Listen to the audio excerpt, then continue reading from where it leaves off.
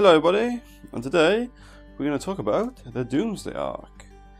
Right, I've put this as one of my top nerf units, and I've had a lot of hate for it, okay? But I'm still going to do a technical video by, and I still stand by what I said in the video. Doomsday Arks suck, okay? I know everyone will press like, oh, dislike. I don't care what they do. The biggest problem with the Doomsday Ark is the D3 shots. Over 200 points for D3 shots. Okay? That's how many points do you pay for Land Raider, all them flipping last cannons and rerolling everything? We're paying 200 points for that piece of crap. Right. But whatever. Rant over, right. The best thing about this is strength 10, minus 5. So the majority of the tanks you shoot at will not have any save whatsoever. Okay, unless they're in cover and then use a stratagem for +1 cover, so they get +2 cover. Which is a pain in the butt, but it doesn't really matter. Another thing that lets it down, okay? Minus 5, yeah? What happens if you shoot monsters, creatures get invuln save? Yeah? That minus 5 doesn't mean anything. Can you find like that flipping gigantic moth? Yeah, it doesn't matter. What you can do? You can hit with minus 10 and he doesn't care. So that's another thing that really annoys me. Is the points for what you can do is annoying. This should have 2 shots or 3 shots standard. Okay? It's got a good ability. If you shoot a unit over 10, it does D6 shots. But still, it's D6. And you still get a 1. It doesn't matter. So, first things first. Use this to shoot the tanks. And try to avoid things with invulnerable saves. Unless it's a knight. Like a 5-up's not too bad if there's anything there. But if you put in like 600 points, or 600 points to shoot in, into something with a 4 invuln save. So let's just say you're shooting at that moth creature, right? So you got 2 Doomsday Arks. Let's say you're really unlucky rolls, you get 2 shots, because it does happen. D3 shots. Let's say you're feeling really brave, or command point down, you have 3 shots, bang. Oh look, you got 2 shots for that one. So you have 3 shots with 2 Doomsday Arks at the moth. Okay, so you miss a 1, getting a freeze. Right, so 2 hits, 4 invuln save, only 1 will get through. So that means you've paid 400 points, right? Or 400 points to put 1 wound on the giant moth. Then you do your d6 damage, and it gets this disgustingly resilient roll. And boom, look at that. You're lucky, you say, what was it? 5 up in there. So you get 1/3 of the wounds come off. So if you get 6 damage, you take 1/3 of that off. So it does 4 damage. That's not too bad. Not too bad at all. You know, but over 400 points of 4 wounds, I'd rather not. Okay, so rant over with that now. Focus these on things that haven't got invuln save unless it's Imperial Knight, because that'll just wait. You know, it's only a 5-up on Imperial Knight, not too bad. But if you can, go for like Land Raiders, stuff that won't have no save whatsoever. You're paying the extra points for the minus 5, you just well use it. So if you have a choice between an Imperial Knight or Land Raider with like Terminators and stuff in it, shoot the Land Raider, because there's no save. The Imperial Knight and stuff is most suited for like the Triarch Stalk or Heavy Destroyers. So that's a good thing. And the best thing is strength 10, so you wound in most things on a 3. If you're shooting against something that's toughness 5, it's 2s. But I don't really see you'll ever shoot this as toughness 5 because you got tanks to kill. So realistically, if you want high killing power with tanks, you should take 3 of these, I would imagine. I can never really fit 3 in my army because they're so expensive. They're gonna shoot that as a Land Raider, okay? You have 2 Doomsday Arks, D3 shots each. You might get really lucky and have 6 shots altogether. It's probably gonna die. Probably. Okay. If you're very lucky, they can be very nasty. If you're very lucky, you can get 3 shots per Doomsday Ark sword. But I personally do not like D3 shots, because it's just too vague. And I do not like using command points just so many shots to get. You want that extra command point for the wounding or to hit. These will make mincemeat. They will destroy any tank they shoot at if you're going to have shots going into the tank. But if you don't kill the tank, yeah, you will destroy any tank they shoot at, as long as I'm going to run safe. And you got to be careful with these stratagems. Imperial Gargoyle one, you can +1 cover for 1 command point, and if it's behind a wall, like halfway behind a wall, you get +2 cover really. 1 for the cover save and +1 for the stratagem. So it's still possible to get cover save with the right units and the right stratagems, but the majority of the time it won't. Okay, The majority of the time, if you shoot this as stuff got invent saves, it should die. Right, but don't forget you're still hitting on 3s. And if they take a few wounds, they're hitting on 4s and hitting on 5s. It's a heavy weapon, so if you move this, it's hitting on 4s. So try not to move it. You're a 72-inch range gun, so you shouldn't really need to move it. Okay, let's talk about now how to get the maximum amount of points you can out of these Doomsday Arks. I've I've dissed them enough, so you know. The good parts is the gun. Right, deployment. With these, right, most of the time your opponent will go out of the way to kill them. So a good strategy I found is to put one on each side of the table, like so, 9 inches away from the corner edge. 9 inches away. And that way then, you can't deep strike anything in. You have your main army here. And do the same for the other one. And of course, if you can, get these in cover. Make sure they're touching the wall. It can be as far back as you want. As long as you can see any part of the tank to anywhere, you can shoot it. Because it goes like... Okay, that's how they shoot in our 8th edition. They go... Like twist around like a snake. Okay. Awesome. Right, so you want to deploy opposite sides of the board, 9 inches from the board edge, and we're going to deep strike in. So then you just got to defend this then from deep strike in or reserve units. Another good thing I would recommend, right? Like I said, they will try and kill this. They will send up things, anti-tank weapons this way. So you should have some sort of bodyguard unit, like some warriors or some scarabs. I like to run scarabs and warriors. What I do after the scarabs, I put the tank here, and then I send them up. Like so. And wherever you send them down to try and kill my tank, we'll tie him up for a turn. Maybe 2 if I'm lucky. And the same for the other side. Anything that comes over, you can move up, shoot, and then try and tie him up in combat before they die. The biggest problem is keeping these things alive, because it's so expensive, and your opponent can outgun you for the same points. Okay? Especially if you've got that girly man.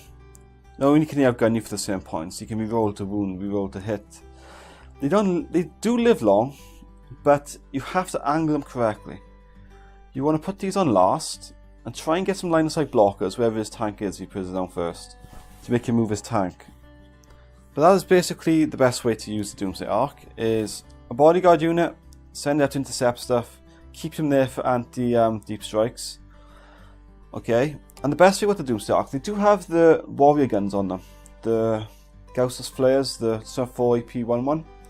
So I think it comes within 24-inch range. You can shoot that as well. Don't forget that. You know, I've seen a few people actually forget to shoot. It's like, don't forget to shoot the guns on there. So, well, yeah, oh yeah, I forgot about those. so they can shoot 24 inches. Okay. So anything that's in 24-inch range, shoot. Anything within 12-inch, you can rapid fire. So that's a handy little feature there. It's good for anti-hordes. Very good for anti-hordes. Okay. Also now, if by some miracle you are able to kill all the monstrous creatures and the tanks with the Doomsday Arks, don't be afraid to bring them out, because they still strength 8 when you move them.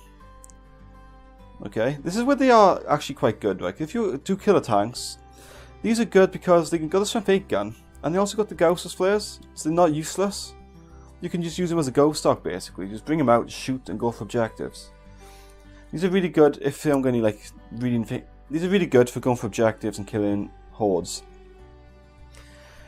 So, like say turn 4, if you've killed theirs and you got 1 left and all the tanks are gone, all the like last cannons are gone, you can bring them out, start going across the board and shooting things off and going for it. And this has fly, okay? So don't be afraid to like assault something that's weak in combat, like so, like bang, eat the scabs. No scabs will kill you. Pretend it's something weak. Get into combat with something so he can't shoot you, and the next one you go fly, so you just fly out and then shoot and so on. So that is a good little tips there, is the Doomsday Ark. Good, not so good early game. Okay early game. Would prefer 2 shots, just standard 2 shots to standard 3 shots. If they had standard 2 shots, standard 3 shots, they'd be awesome. They're one of the best tank killers in the game. But that D3 really lets them down. So if they didn't have that, they'd be really good. But late game, they're really good. Because if they're still alive, they have the Gauss's flares. That's what makes them good. Because if you can get in rapid fire range, you can rapid fire the Gauss. And you also get the strength 8 gun underneath as well. So you can go like... Yeah, so you can shoot backwards like... So, you can shoot like Terminators, anything with like a good armor save. Things in cover. Go for the strength 8 gun. take them out, choose the Gaussus anywhere else, and so on.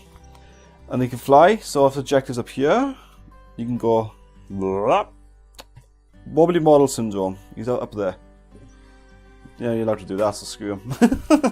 Okay. So yeah, boom. Good objective grabbers, and also you can bring like a spider, canoptic spider for repairing them. I wouldn't recommend the points for the spider for repairing these, because the way the spider is good is the gloom prism.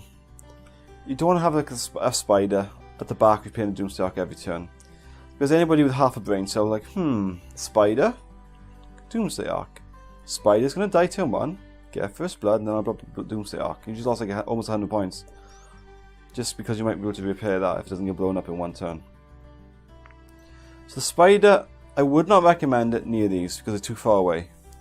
So I wouldn't invest in a canoptic spider to repair these. I'd rather maybe squeeze another Doomsday Ark if you still want to go for the Doomsday Ark combo, you know.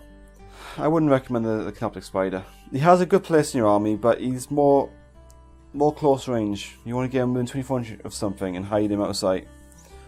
So anyway, that's my few hints and tips how to use the Doomsday Ark. A short video, but there's not much I can really tell you about it. All I can tell you is how to maximize the points for it, how to get the most out of it. Most out of it, make sure you're using cover turn 1, make sure you got a nice anti-deep strike thing, and make sure you got a bubble wrap unit. But don't have the bubble wrap unit sit in the corner of the ball game, because it's a waste of points. Preferably you want scarabs there, because they're 10 inches up and you can advance them. You can have warriors and mortals, obviously, but 5-inch movement, and if they're at the corner of the board, it all depends where your opponent deploys. If you have them there, you can deploy all the stuff over there, and you can just come down here, and you've just lost over 100 odd points of mortals that can't do anything. So the bubble wrap units, I would recommend scarabs, because they're very cheap, and they're fast. They can catch stuff. This is doable, but if your opponent is smart, he can use it against you. But I personally would use scarabs as a bubble wrap unit for the Doomsday Ark, because they have the anti-horde gun themselves. They don't need protection because they can kill hordes. You just want something to stop them, something nasty like assault units coming in and getting them. The scarabs will go up, so you intercept, keep them busy while you're still shooting the tanks. If they kill the tanks, they've done the job. It doesn't have to get blown up. You know, the scarabs die, this blows up on turn 2, 3 or 4. It don't matter, they've done the job. Don't forget, you have to prioritise using these and get the points out of them. You've paid over 200 points for this. You've got to kill 300 points worth of stuff. That's how you win. You've got to kill more than what you pay, right? So, 200 points, you've got over 400 points. You want to kill at least 600 points of stuff before the Doomsday Arks go down. And if you can't kill that kind of stuff, you've got to use them for objectives. So this is hitting on 5s or 6. Hitting on 5s is the maximum damage you can take, isn't it? Yeah, see. So the maximum wounds, the damage you can take is like 3 to 1 wounds. So if you're hitting on 5s, it's basically useless, especially if you get one shot with it. You might be better off bringing it out of this little hidey hole and going for an objective with it, and try and get your opponent to shoot it with all his heavy weapons. Because you've got like some plasmas over there out of range. He's going to kill like this unit here, which you need. You say, I just bring this here, like bang, and shoot them, miss with almost everything. Then you're like, do I kill this now because it heals every turn, or do I go for these? And most of the time you'll kill this because it's been really annoying, saving you these guys. So when there's really low wounds, you're on turn 4, 5. Think about it, the game could end this turn. So do you really want to keep it back and hopefully get a wound or 2 back? It's not worth the hassle. You just send it out, try and bait him, shoot this instead of this, and send those up. It could be anything. It could be a Triox Stalker, it could be scarabs, it could be the Satan. It's good bait. Bait it. If it's too wounded to actually do any damage, once it's hitting on 5s, it's useless. You know, D3 shots, good chance you get a 1, or if you're me, you get 1, you miss, and you still got a boom with it. It's crap. But anyway, that's what I recommend with the Doomsday Arks, all the tips I can give you. But focus on getting your points back. You have to try and get over what you kill. You don't want to break even, you want to get an extra 100 points on it. If it's 200 points, try and kill something with 300 points. If you spend 600 points on Ghost Arks, you want to kill 900 points of stuff. And if you work that out, is it really feasible? Could you spend 600 points over 600 points of free Doomsday Arks, and can you realistically expect them to kill 900 points of your opponent's models? That's so you can tell if they're good, because most of the time they can't. Most of the time they screw you over because they hit on when they get 1 or 2 shots. And then you find yourself, oh, I need to kill that tank, I need to kill that tank. I'll command point the shots. And then before you know it, your command points are gone. Okay, with Necrons, our units are really expensive and it's hard to get a lot of command points. I thought, every time I fight people, they got like 9 plus command points. It's like, holy crap, like, you know? They're like, boom, every turn it's like, reroll, reroll, reroll. It's like, ah. You can't do as Necrons, you cannot get the points. And if you can get the points, your army's weak. Because you know you can get out many command points, you get tons of infantry. And they're so expensive. And they're not that good. Okay. The models are good, but the warriors suck. They do. I always lose 20 warriors in one go. Okay, and so that's all the advice I can give you. Thank you for watching, and I'll catch you all again next time.